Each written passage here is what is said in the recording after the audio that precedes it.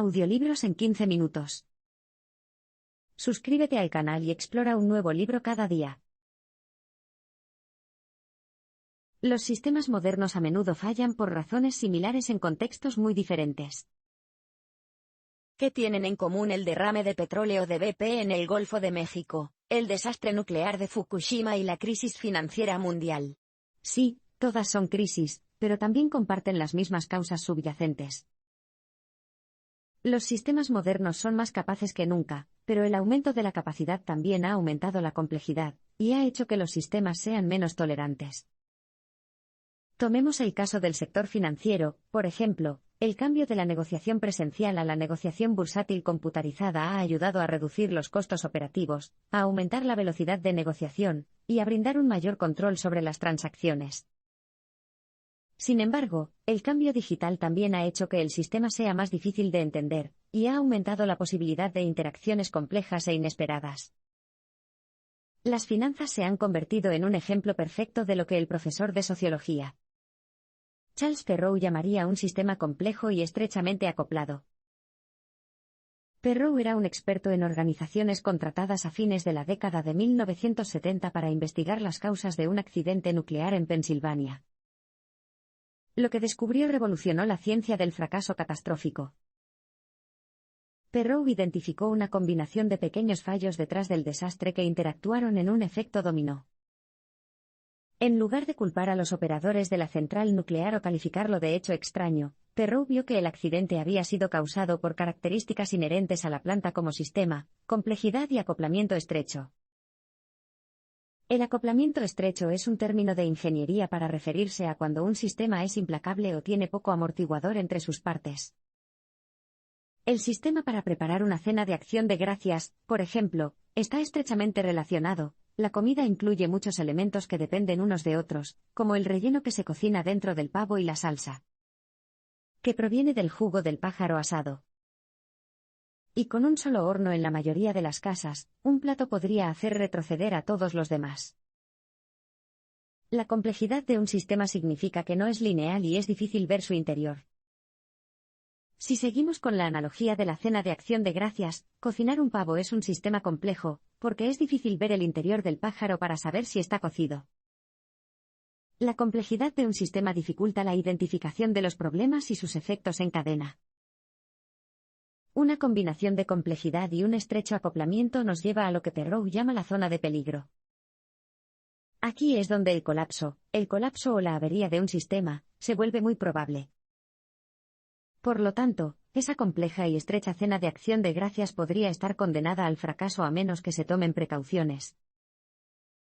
La fórmula de complejidad y acoplamiento de Perrow revela el ADN que comparten todos los tipos de crisis modernas, por lo que el fracaso de un sector ahora puede ofrecer lecciones en otros campos.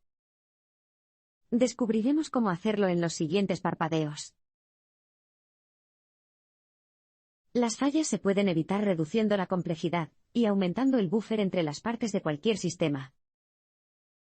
Cuando sales a conducir, te pones el cinturón de seguridad a pesar de que no sabes la naturaleza exacta de cualquier accidente que pueda ocurrir. Simplemente sabe que existe el peligro, y que el cinturón de seguridad podría salvarle la vida. Del mismo modo, la fórmula de complejidad/acoplamiento de Perrow ayuda a prevenir las fallas sin mostrar la forma exacta que podrían adoptar. Esto significa que puede planificar con antelación para reducir la complejidad, por ejemplo, aumentando la transparencia de un sistema. El no hacerlo puede incluso provocar accidentes mortales. Tomemos como ejemplo al actor de Star Trek, Anton Yelchin, de 27 años, quien, en 2016, murió al bajarse de su Jeep Grand Cherokee cuando el vehículo rodó, y lo inmovilizó contra un pilar de ladrillos.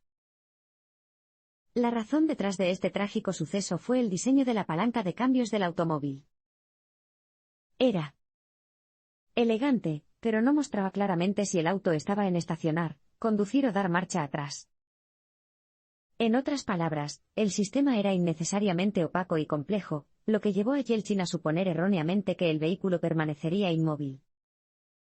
La tragedia podría haberse evitado si la palanca de cambios se hubiera diseñado de forma más transparente, e hubiera indicado claramente en qué modo estaba el Jeep. La transparencia reduce la complejidad, lo que hace que sea difícil hacer lo incorrecto, y es más fácil darse cuenta si se ha cometido un error.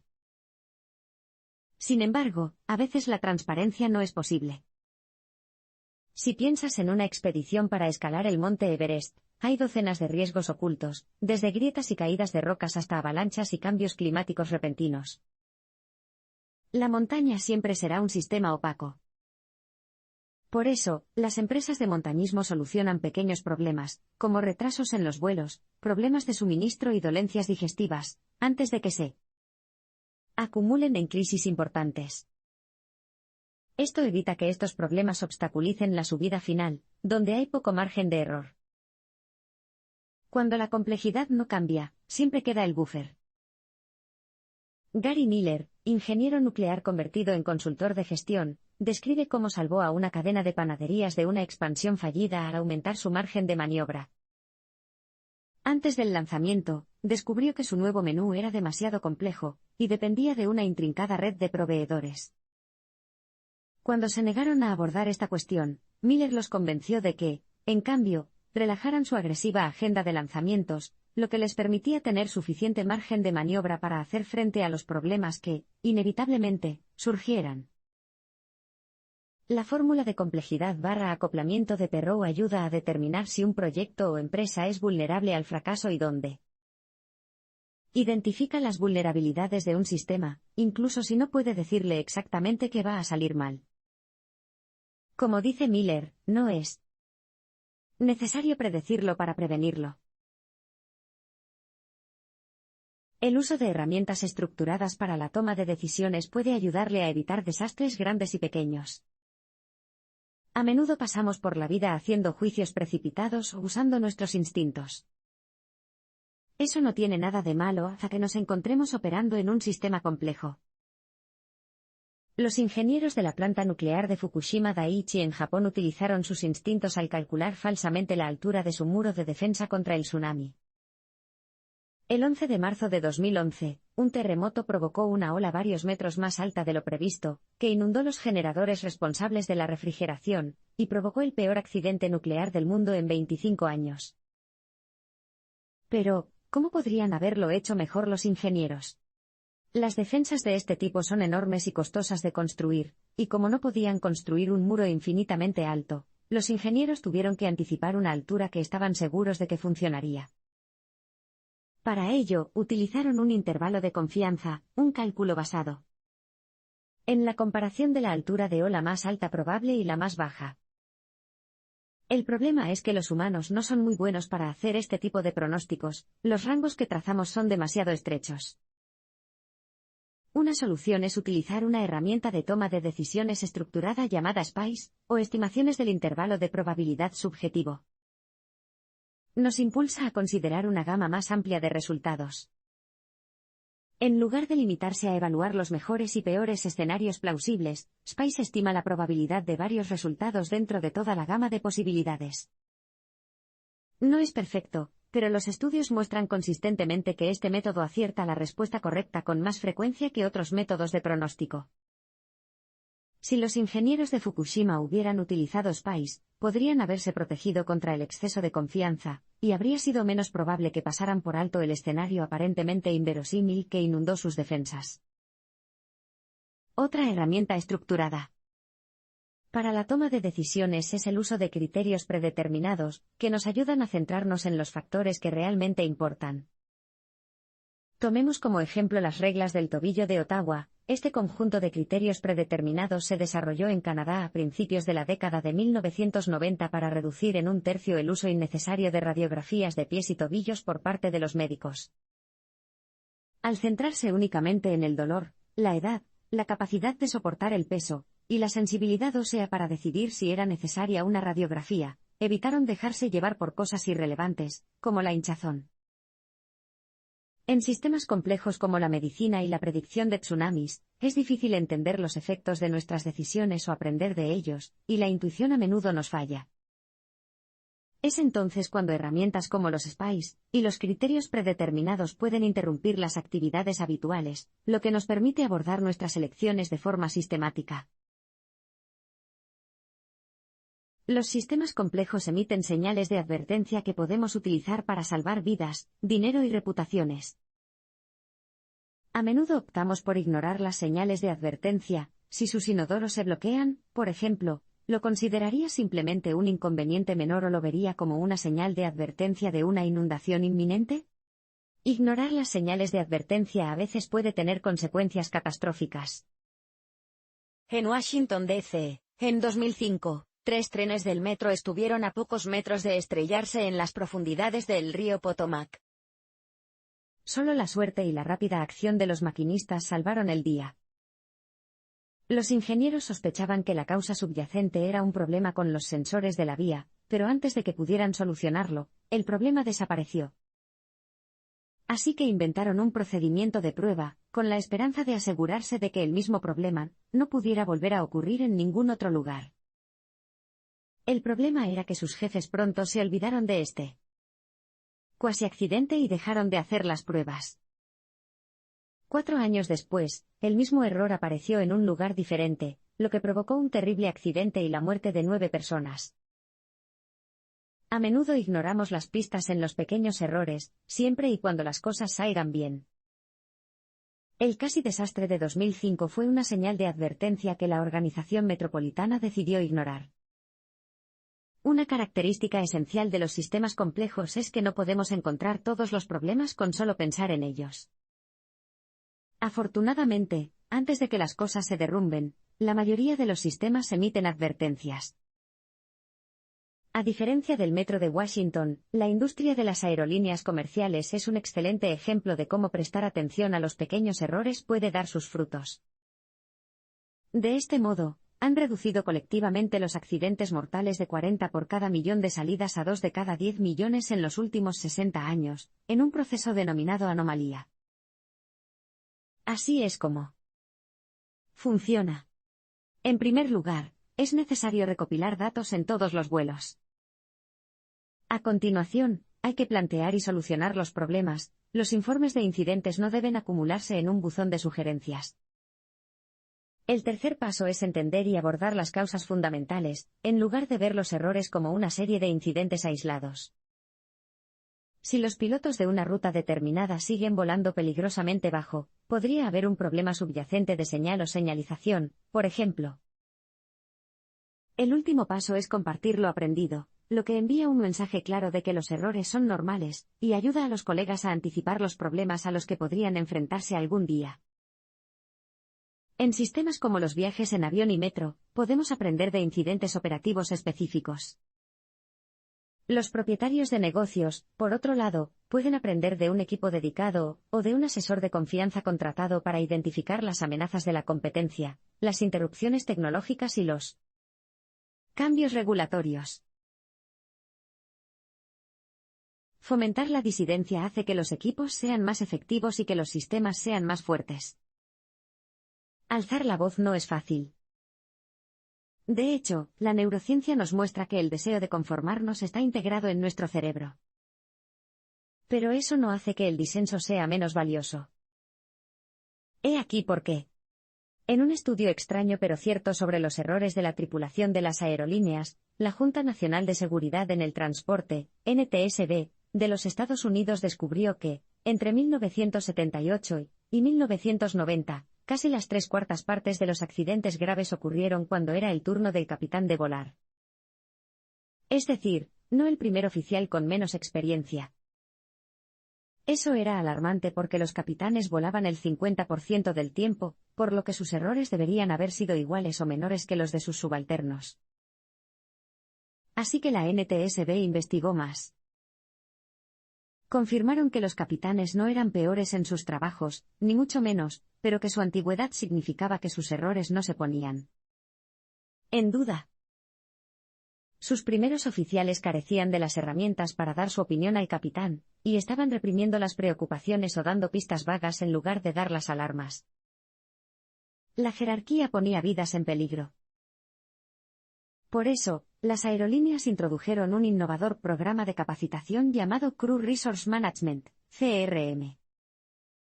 Los pilotos pensaron que era tan básico que, en broma, lo llamaron escuela de encantos, pero rompió el tabú de plantear preocupaciones.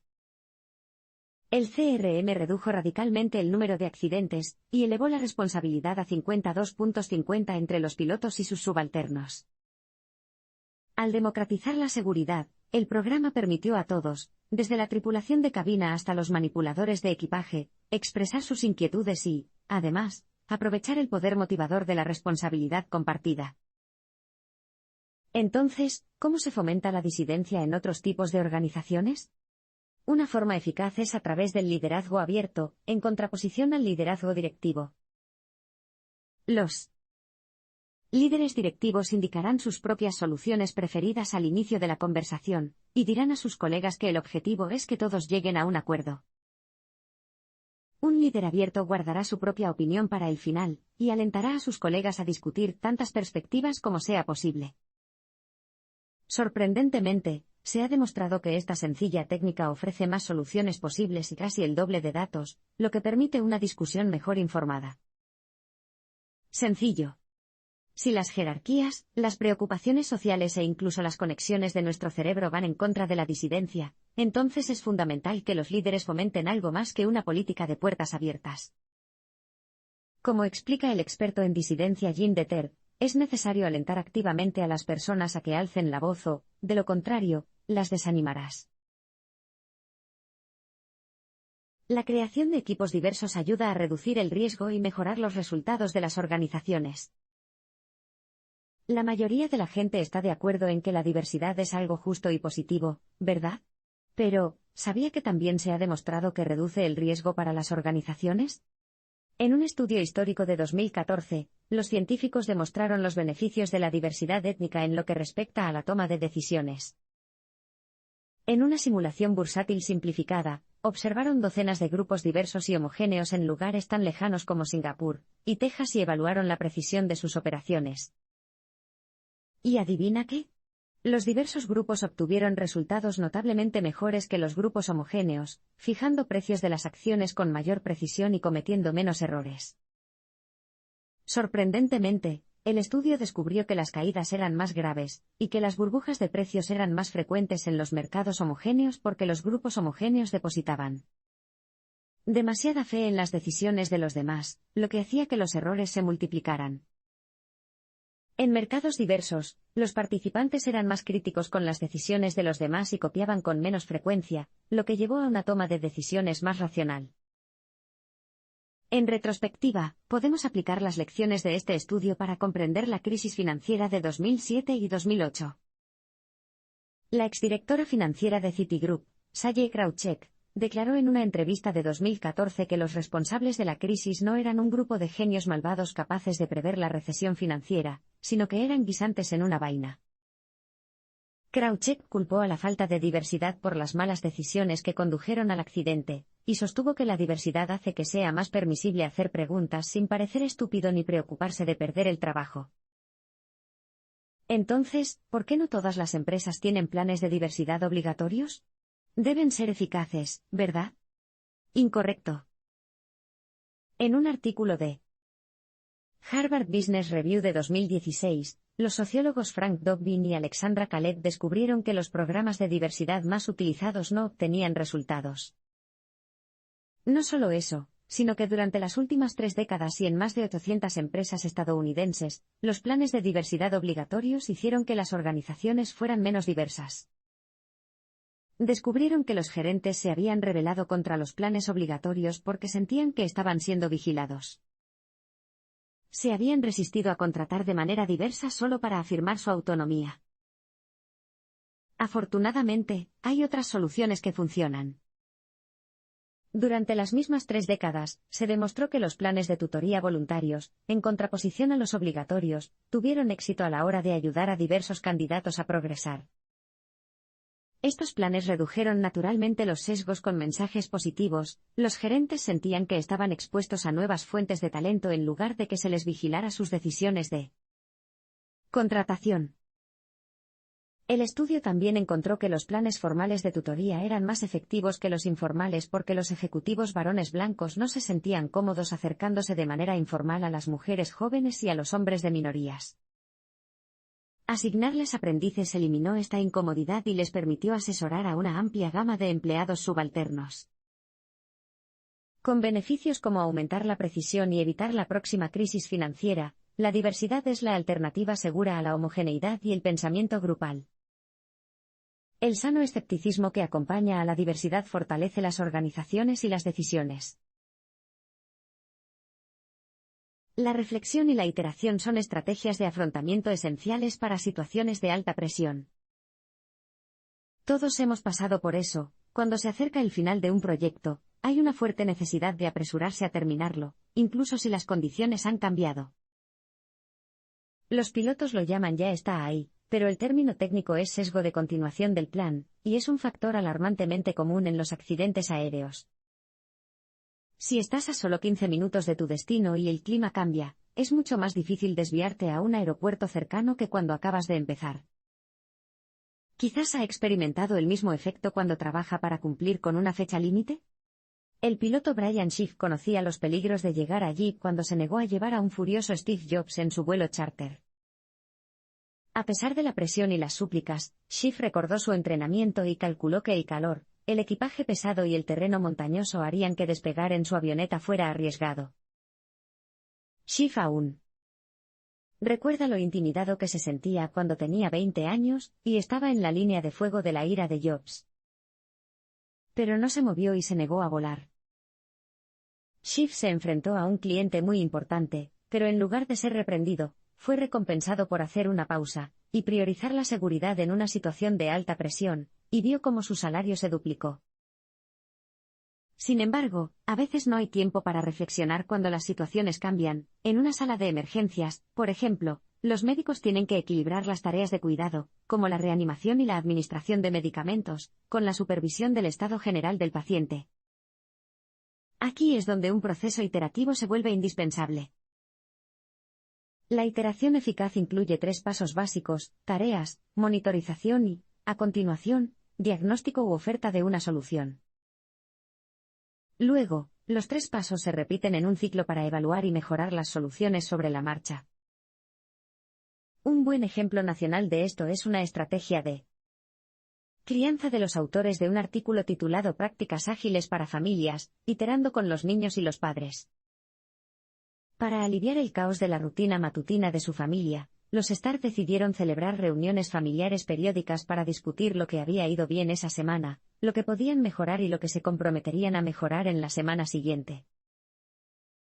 Tras comprometerse con los cambios, repetían las preguntas en la siguiente reunión, lo que les permitía centrarse en las soluciones más eficaces a lo largo del tiempo.